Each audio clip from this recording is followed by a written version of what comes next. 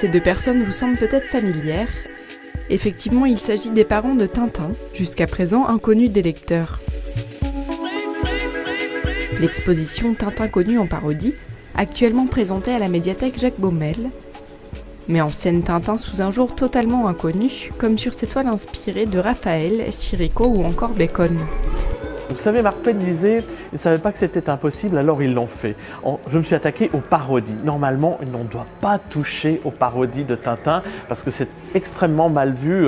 Les ayants droit veillent au grain, ne veulent pas, et je les comprends d'ailleurs, ils veulent garder intacte l'image de Tintin. Mais nous, notre démarche n'était pas une démarche hostile, mais une démarche d'empathie. Nous sommes tous des amoureux fous de Tintin, et à ce titre-là, on voulait faire une exposition pour montrer que Tintin était toujours vivant, parce que n'oublions pas que Hergé n'a pas voulu que Tintin continue après sa mort.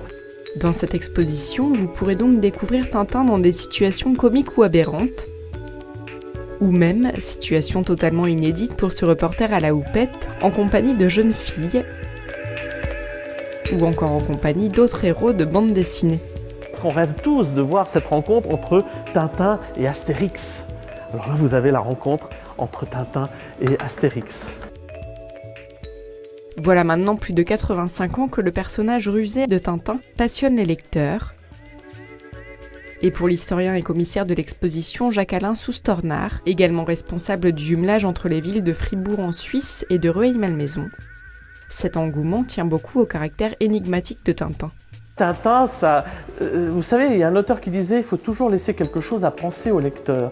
Et Tintin, je trouve qu'il est fabuleux parce qu'il est inachevé, contrairement à Astérix. C'est-à-dire qu'il est tellement lisse, il ne prend pas d'âge, il est quelque part à la fois lisse mais mystérieux parce qu'il cache. Alors, en tant qu'historien, j'ai toujours envie d'aller au-delà. C'est pour ça que j'ai eu envie d'aller au-delà du décor et de voir ce que cela pouvait cacher dans l'imaginaire collectif.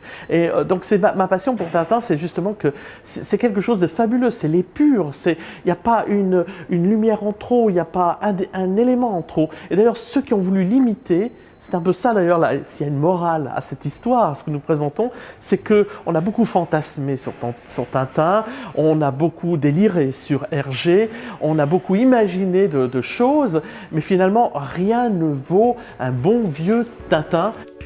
Et sachez que cette exposition à découvrir jusqu'au 30 août est participative. Alors si vous souhaitez apporter des images ou objets inspirés de l'univers de Tintin, n'hésitez pas à contacter la médiathèque Jacques Baumel.